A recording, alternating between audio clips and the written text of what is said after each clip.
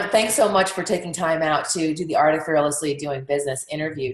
Yeah, thank you. We adjusted our schedule a little bit due to traffic here in the greater Phoenix area. So thanks for taking time out. Tell us who you are and the name of your business and what you do. Well, my name is Benjamin Hill, and I opened Mission Physical Therapy about 4 years ago, just a little more.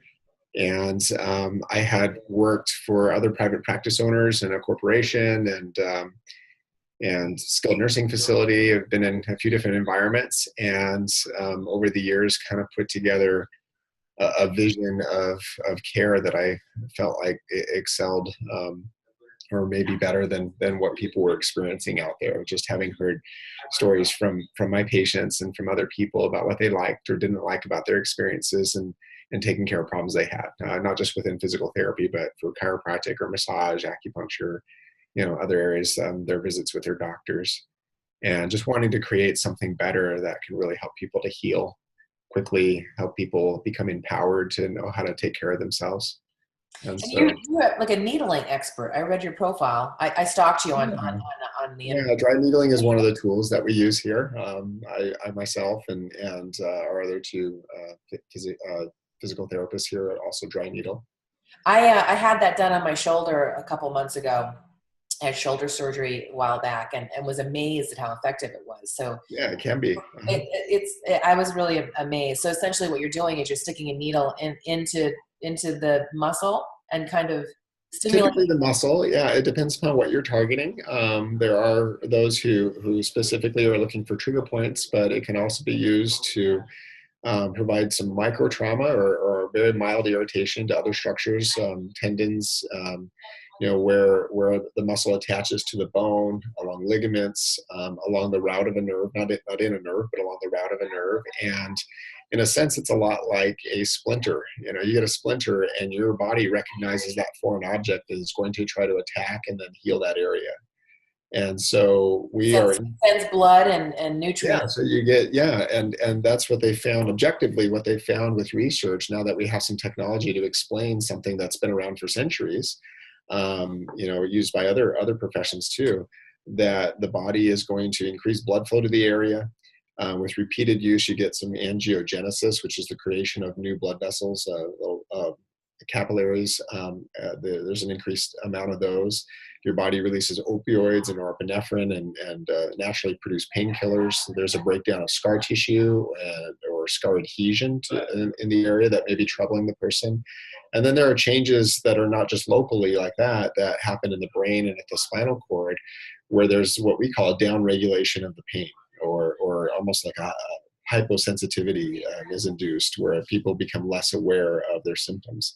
Because you don't just needle right where people hurt. We typically do areas above and below there as well that are related. So it's a great adjunct to what we do. Meaning, we use manipulation as well to restore motion, and we use corrective exercise to help people learn how to get rid of their compensatory movements or any abnormal posturing that they've been doing to guard and protect an area. And so it works very well with physical therapy. Wow, it's amazing that because this has been around for a very long time, so long before we had all these tests and technology to prove this was a good idea. Someone That's figured right. this out many years ago. It's very Yeah, interesting. I would never have thought to put a needle in somebody to help them. No Yeah, way. it's crazy, right? I don't like them myself. So you've kind of talked a lot in your intro about why you started your clinic, and so is there anything more you want to add that why you decided to open a business? Because you could have gone and worked for somebody else and let somebody else deal with all the pressure. Certainly, and yeah, and I have over the years, and I've been really happy with different places that I have worked. I guess when you talk to just about any business owner, why does anyone do it? I don't think it's because you want an easy life, because it's not easy. But usually, I think like other business owners, Understatement of the year. right?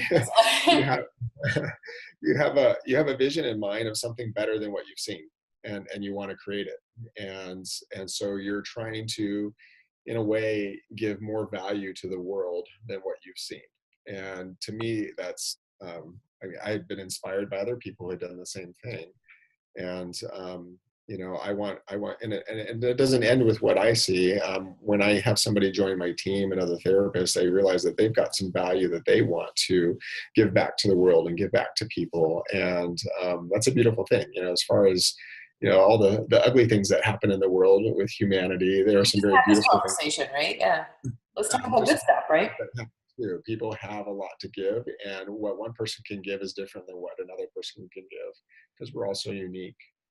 And what would you say your biggest core values are to your clinic? You've talked a little bit about, everything you says has values over, everything you're saying has your values written all over it. But what are your clinic's core values?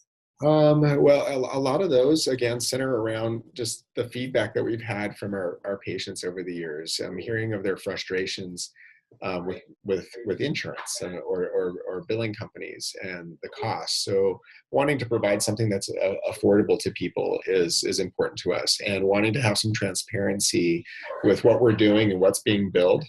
And honestly, I don't want my patients to receive bills from me. I'd rather, nobody wants a bill later on. There's just kind of a visceral reaction to that. So right. I would much rather be as accurate as possible in determining how much they're going to owe and collecting that up front. And if anything, sending them a refund later because we collected it just a little too much. So I write checks for $2, $5, $25 all the time. And people are surprised. And so it has a little bit to do with honesty too, that's not my money, that's yours, and giving that back, or giving it to them as a credit if they prefer that. But so that underlies some things. And then honestly, I'm embarrassed if people are in our waiting room for more than 5 minutes. It's they have an appointment, and I've just heard over the years the frustration from people where they have an appointment with their physician, and 45 minutes later, you're still sitting there. Yeah, they're going back. And with medicine, it's a little difficult. You don't know what's coming in through your doors. Whereas what we do is a little bit more predictable. So I'll give them that. But yeah, if you have an appointment at 7 and you're not started by 7:05, I'm giving you a gift card to Dairy Queen or something, and I'm embarrassed. I'm apologizing, saying I'm so sorry I'm bringing you back late. Right. So, but good for you. I mean, that's an amazing thing, because I've been in all kinds of doctors' offices and physical therapists, quite frankly. I've had lots of injuries that have not. There's a lot of things. Yeah, there's a lot of things like that just have to do with customer service and trying to make it a better experience that way. But then, of course, when you get down to the type of treatment we offer, anybody can put a hot pack on or a cold pack, or buy an electrical stimulation unit, a TENS unit off of Amazon, a massage tool that they can use at home. And so we might teach people how to use those things, but those are what I call comfort measures. There's not a real lasting therapeutic benefit from them. And so when they come in here, we want to do things for them that they can't do for themselves. So we've got to have very skilled clinicians who can give a manual therapy that's not only effective, but gentle. And then if I've done something to help somebody to move better, they should expect from me to teach them how to keep that motion, and maybe teach them what's caused it in the first place, right, so that they're preventing it, so they can keep their problem gone, so they can take care of it and have some long-term results. And the exercises that we teach shouldn't be something that they can just look up on the internet and be like, oh, I can do that. Right. They're more corrective. It's a lot like working with a golf pro or a pitching coach or a sensei in a dojo, who is really trying to help you get a form that you just could not get off of YouTube. Right.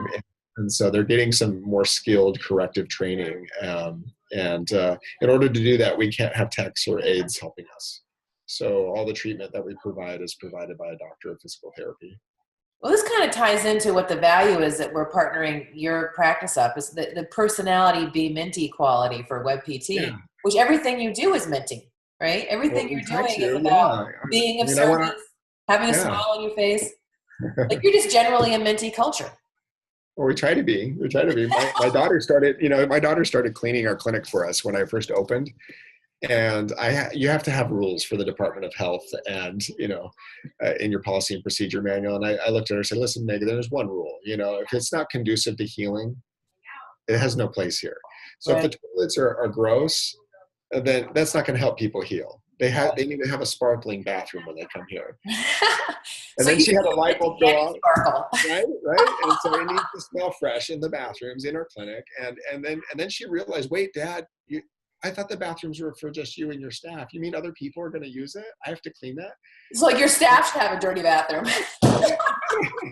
And I said, well, no, of course it's, the bathrooms are for our patients, of course. And she said, oh no. And I said, listen, I'm not going to leave a dirty toilet for you to clean on the weekend. No, that's hysterical. If it's that bad, we're going to clean it before you even come in. I'm just laughing because that was my job, and my dad's bicycle shop was cleaning the bathrooms. Yeah, well, I guess everyone's got to start somewhere, right? My dad had a white bicycle shop, and we were once in Bicycling magazine, and the beginning paragraph basically complimented my father on his sparkling white floors. That's wonderful. My brother and I were like, child labor, like making sure that you drop a tool on a white floor, you're like, scrubbing with a Brillo pad, But this is what being Minty is about, and it's about, right. Especially when you have a family business, and this is why I'm so passionate about fellow entrepreneurs, is because I was that kid cleaning the bathroom. I get what it is to be the grown up, like having to clean the bathroom for my own business, and it's not easy, as you said earlier on. There's more to running a business than just throwing up your sign outside and just collecting money. There's all these little details and relationships you're building with your clients and with your employees. So good for you for having such an important attention to detail, because it's very important. Thank you. Well, and ultimately too, and maybe this has been lost in some businesses, and I've certainly seen it in our profession in physical therapy, where people are treated as if it's a one-time experience. Oh yeah. We help you, we take your payment, and goodbye. Right. Whereas I look at everyone who comes in as a potential long-term, there's a long-term relationship there. Absolutely. Take good care of them. That person's going to refer their wife, they're going to refer their parents, their friends. And so they're valuable to me, not just because they're a person, but also because of that business relationship too. And see, that's as a businessman talking. It takes 3 times as much money to recruit a new customer, right, as it does to be good to a good one, right? So good to a one that you currently have. So that customer will keep coming back, because if I were in Vermont, I would go back to the physical therapist that helped me I had a frozen shoulder. My shoulder got stuck. This poor guy was sweating. We bonded because my shoulder was stuck, So I went back to him for, whiplash injury for a car accident later. Unfortunately, we have things that happen. The reason why I'm not with you physically right now is that somebody probably had a whiplash injury on the 151, or God forbid, something worse, right? There's always stuff that's happening. So good for you for getting that by being Minty. You're retaining a client, but also you're retaining your therapist, because nobody wants to live in a place where people are just grumpy and treated as commodities, right? Exactly. Yeah, that's right. Now, you could have chosen any software to work with. Why WebPT? I wish I had chosen them sooner.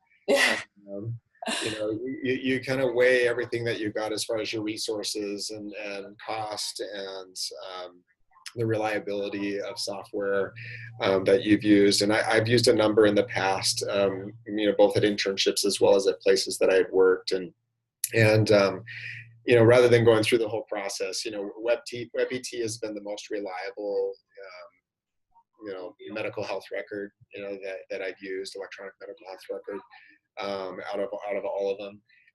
There are ways to customize it for what you want to get out of it. It's quick. I've worked places before where, with changes they had made to their software, instead of taking some paperwork home one night a week, the therapist started taking home stuff every night. And I remember telling my boss, you just gave everybody a pay cut. Right. They're making $2 an hour, right? Yeah, because if it's taken away their time 2 hours every night, that means what they were making for the 8 hours they worked during the day has just shrunk. Right. And I don't think she really looked at it that way, but I do. And every therapist, every clinician knows that if you can't do your paperwork as you go, it takes you 4 times as long later on. Having to go back. You remember what was. And you forget stuff, right? You forget things. You're more likely to be inaccurate. And so having a documentation system that I can do as I go, that's simple enough and reliable so that I can do that, is really important to me. So WebPT has provided that for us. And so we're really happy. we also use them for our billing software as well. And we had gone through 4 billing companies in less than 4 years, in 3 years. Therabill is what we use. We brought somebody in-house to do that for us a couple days a week, and our collections have been more consistent.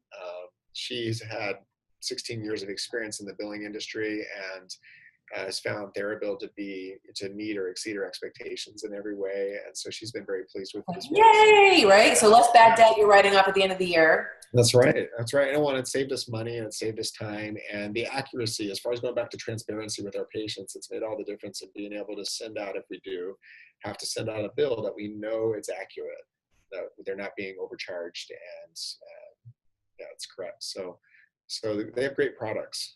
So there's pluses in every direction. It's awesome to hear. Yeah. Now, the last question I'm going to ask you is a question I ask everyone that I've interviewed. I've interviewed over 50 leaders at this point, and this is the 4th series I've done with this model. And it's a personal question. So when you open a business, or you have a doctorate, right? So I'm sure there was some fear associated with getting that. That's not for wimps, right? So you're a business owner, you're a doctor, you're a therapist, you're a husband, you're a dad, right? I think you've got 5 children. Wow, right? I mean, oh my God, when are you sleeping? How did that happen? Oh my God, right? So what can you tell other people about dealing with fear? Because you've got a lot of roles in your life, but there's a lot of stuff that can just stop you in your tracks if you let it. Because, I mean, just having 5 kids alone, I mean, they sneeze.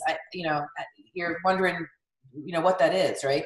You have employees, you've got, people that have major health issues that are walking in. So you're managing fear on a real level every day in multiple roles. What can you tell other people about being fearless? Gosh, there's probably so much I could share with that, but fear is the exact opposite of faith. Nobody moves forward in faith if they have fear about doing something. That said, you don't want to treat life trivially. My wife, doesn't want me to go out and do things that they're gonna take her husband away from her, right? As far as hobbies that I may have. So what you're saying is you don't ride a motorcycle. That's right. Yeah, there's certain things I just don't do. That's true. I don't want to give a definition behind that, because I don't want people to think they're stupid for doing. Yeah, right. No, I got you. I ride a motorcycle. That's the reason why I mentioned it. I'm aware of a lot of friends that can't ride because of the things that your wife is. Yeah. I mean, it's not you; it's the other people around you. Oh, it's the crazy people on the road. The people that were on the road this morning, quite frankly. Yes. Yeah. So there's some things like that, but fear is paralyzing. And, as I opened in January of 2014, and we didn't get paid until August. We had, like I mentioned, we had problems with billing, and right from the get-go, and we were wondering how we were going to make things work. And we thought we'd lose our house, the business, everything. And I realized how easy it was to give in to fear. What if this happens? What if that happens? What am I going to do? And anytime I did that, my creativity went in the garbage. My ability to do things, your brain shuts down. If your energy is taken up by that, and fear will sap your energy like nothing else, then you cannot give. And I had a lot of inspiration from just taking care of my patients. Because when they come in, they want my attention. They want cheerful, they want energy. They're already dealing with pain, and they're coming to see you to get some help. And so I feel like I owe it to them to put on a smile, to set my fears and worries aside, and just take care of them. And it was such a blessing for me to have my patients through that time, because they in a sense saved my business. Right. And so I was able to focus on them and say, okay, I was able to take care of Amy today. I was able to take care of Lori today. And it took care of me. And not just me, it wasn't just a selfish thing, but it was my family. Right. And it was my staff. And as we've grown, that's only gotten larger. And I could let fear get in the way and think, oh, okay, because my prayers have changed, instead of just like, help me provide for my family, it's become, help me provide for my family, and help me make it work for my staff and their families. And we're all providing for our needs. And it goes beyond that. It goes into help me, I can't be so overwhelmed with the workings of a business that I let my clinical skills go down. Right. You have to stay abreast of what's best for treatment.